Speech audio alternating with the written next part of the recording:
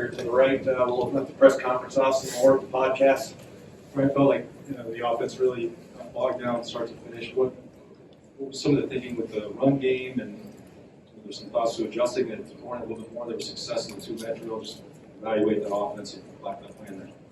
Yeah, well, I think we struggled to run the ball in this game. We know we've talked about this many times. So we have to run the ball, especially in this game. It was a little windy out, and in order to win the game, you got to be able to run it. We weren't able to do that. We tried a couple different schemes, couldn't quite get into a rhythm on that, and that ultimately, along with the turnovers and the missed field goals, was the difference in the game.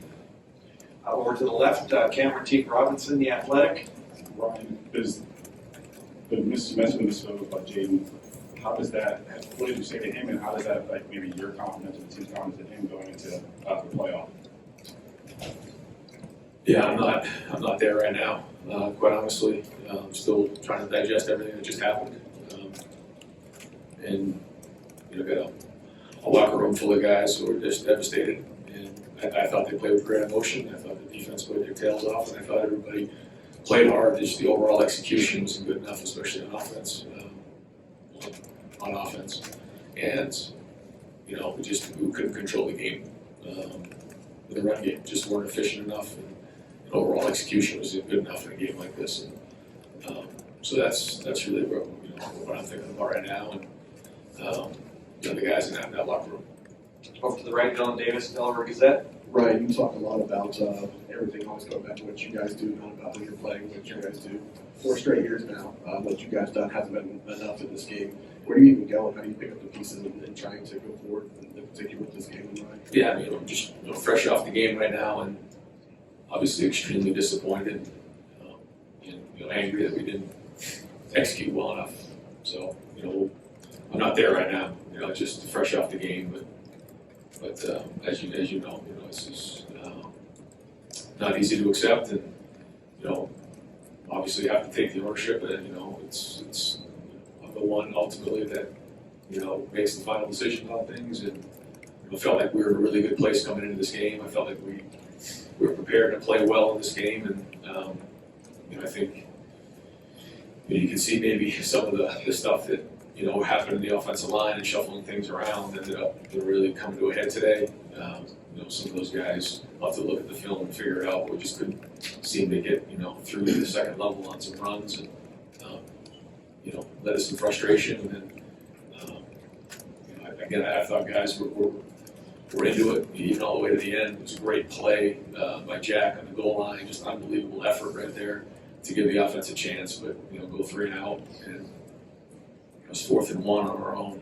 In our red zone, I just felt like at that point you had to punt it, because if you don't get it there, the game's probably really in bounds. So yeah, I don't know much more to say about it. Over to the left, Dan Hope, left Warriors. Ryan, the one drive you guys had success on was really the end of the first half. You guys were going tempo, no huddle. Did you think about going back to that more in the second half? And do you wish maybe just gone back to that more in the second half? We tried to change up the huddle. I mean, the tempo a little bit on some things, and some of it worked and some of it didn't. That drive, it worked, and it was a 2-minute drive, and I thought it was well executed. But that was just 100% throw on that that drive there. I think maybe it was a run or two, but you got to stay on it. You got to get first downs when you're doing that. If you don't get first downs, then it's hard to continue to play with tempo. So there were times when we tried to move it a little bit faster. You can see we didn't huddle as much today. We tried to get more plays.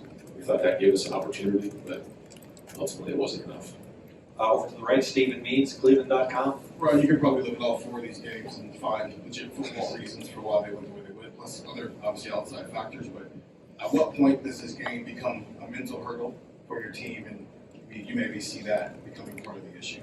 How do you coach up with that? Yeah, I don't know, but I can just try to go off of this game and what's going on in this game right now. I think each game is a little bit different and unique to itself, like you said, but the results are the results. And as hard as that is to say, we came up short here again today, and not easy to swallow at all. Rob Aller, Columbus Dispatch. Yeah, Ryan, Will Howard struggled before he went into the tent, after he came into the tent. I don't know if it's concussion, if you can speak to any of that, but did you think about not sending him back out? Do you think that had anything to do with it? I just go based off of what our doctors say. And, came out for a second and then they said he was available and he was okay to go back in the game. And I checked with him and he said he was in good shape and didn't recognize anything, just in terms of, the interaction that led to anything other than for him to go play. What did you see in his game that was just maybe off today? Well, I feel like the interception, in the red area, that was, he floated a little bit and it was a little bit behind him. Didn't have a lot of zip on it, kind of died. I know he's trying to make a play on the third down in the red zone and probably could have just thrown that away and would have had field goal opportunity there. So there's a fine line of trying to make plays and win the game, but also being smart enough to take care of the ball. And so that's the balance of playing quarterback. And, I think we all know that Will gave everything he possibly had today. Over to the right, Bill Landis, Kings of the North.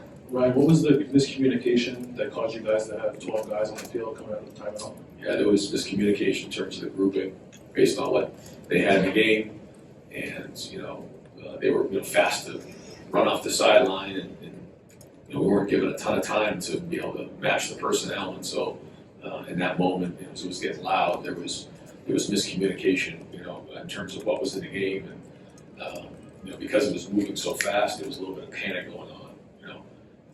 Typically, when the group runs on the field, you get a little bit of time to make sure you make that substitution, and that time was very, very fast, and so we had to quickly, respond to that, and we didn't well enough, and we panicked, and then it cost us. Over to the left, Pat Murphy, 24/7 Sports. Ryan, defensively, 3 drives, really all they moved. What did you see that was successful? What did you see that kind of broke through at the end of those final 2 drives? For them, they had a couple runs in there. They escaped on one of the couple scrambles. They kept them on schedule. I thought the defense kept fighting their tails off. Kept competing though. When you're not getting as much momentum on offense, it can kind of wear your defense a little bit. I think that's probably more than anything what happened. But I thought they continued to fight the entire game. Over to the right, Brandon Marcello, CBS Sports. I'm not sure if any coach faces as much pressure as you go into the season because of the roster you built, the expectations. A lot of people say national championship or bust, and people were in there booing during the game, and people questioning you as a head coach. What do you foresee for the future of this program and for yourself? Everybody, wants to win this game in the worst way. Nobody wants to win it more than we do, and it's our number one goal every year. And so when you don't do that, there's disappointment and frustration. And so, I don't blame anybody for being upset. I'm upset, more than anybody. And those players are too, and the coaches and everybody that goes at it. So, we know what we're getting ourselves into here. Steve Hellwagon, 24/7 Sports. Hey, Coach, third quarter, twice you're in the red zone with a first down, and they had fouled Smith twice in the end zone on pass interference. Neither of those possessions, you put the ball toward the end zone, and both of them blocked down. You come away scoreless both times, interception, missed field goal. Just you lament coming away from not taking a shot to put the ball in the end zone in those situations? When a defense is playing softer and kind of backing up like they did in this game, you have to be able to take the underneath stuff or run the football, and that's really what happened. And there were times we tried to push the ball into the end zone, but ultimately you can't just force that. You gotta be smart in what you're doing, because they could put a cloud over him like they did, put 2 guys on him. So there's opportunities to do that. We did that, but also you got to execute in other areas, and that's what we'd always talk about in balance. When you don't have balance, you can't run and throw the ball when you need to, and this is what happens. Over to the right, Tim May, 11 in a row. Yeah, well, I'm just wondering, is going through your mind the squandered opportunities? I mean, obviously, they scored 2 missed field goals, et cetera. And is there anything, when you and Chip were talking to each other, did you talk about throwing the ball more? I mean, for want of another term, because that seemed to be really where the opportunities were. Yeah, well, you know, I guess we ended up throwing at the end of the game 33 times out of how many plays we had? 59, so Yeah. more passes than runs. But you can't just, you can't just abandon the run. You have to be able to, you have to be able to control the ball because, as we know, when you throw the ball, and it was windy today, and we didn't have a ton of time back there in terms of protection, so we try to be smart about that. Again, we had a good plan, the pass game going in, but ultimately it wasn't good enough to execute it. But yeah, I mean, those are all things you talk about. Make sure you're doing the best you can. Yeah, I guess it's obvious the missed field goals are extremely disappointing, right? I mean, I'm not putting words in your mouth. But No, I mean, the turnovers, the rushing yards, and then you miss opportunities. Like those 2 field goals. Yeah, I mean, it's going to cost you a game like this. Every yard matters, every point matters, and it didn't get done. Along the aisle, Jake Trotter, ESPN. Ryan, do you have comment on the melee that happened at midfield after the game? You had staff and assistant coaches that looked like they got bloodied during the skirmish. Yeah, I don't know all the details of it, but I know that these guys are looking to put a flag on our field, and our guys weren't going to let that happen. So I'll find out exactly what happened, but this is our field, and certainly we're embarrassed with the fact that we lost the game, but there's some prideful guys in this team that we're just going to let that happen. To the left, Joey Kaufman, Columbus Dispatch. Ryan, just to clarify the fight, is everybody, the health of your guys, or everybody okay? Or you're just... Yeah, I don't know if I know all that right now. There's a couple of things kind of crazy that went on down there, but I think everybody's okay. And how did you address it with your guys?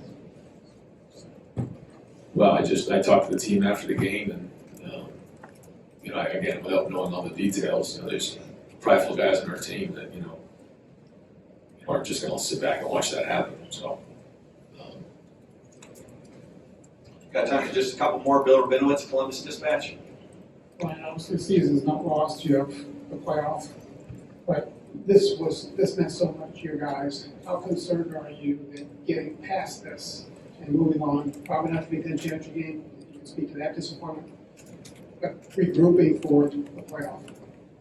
How will that be? I don't know. Yeah, I'm fresh off the game, and so I don't really have the answer to that. Yeah, I mean, we're very disappointed that never thought this would happen right here, and we're expecting to win this game and then go play in the Big Ten championship game, and neither of those things happen. So we don't know what's going on now. It's just too soon to try to figure out what's next. But once we have more information, in about a week, we'll figure that part of it out. I'll bring them together here pretty soon and talk to them, but there's a lot of guys who are crushed right now. And final questions over to the right, Spencer Holbrook, Letterman Row. Yeah, kind of along those lines. You had seniors come back who said that the biggest goal was just to beat the team up north. What is the message to those guys right now who just played very likely their final home game in the city? Yeah, there's not much nothing you can say at this point. You got to take the ownership of it, and that's hard. And ultimately, it starts with me. And there's no words right now that can address any of that because of what they put into the program. And these are great guys who give unbelievable effort. And ultimately, we just didn't execute well enough in this game. And again, it starts with me and it goes from there. Coach, thank you very much.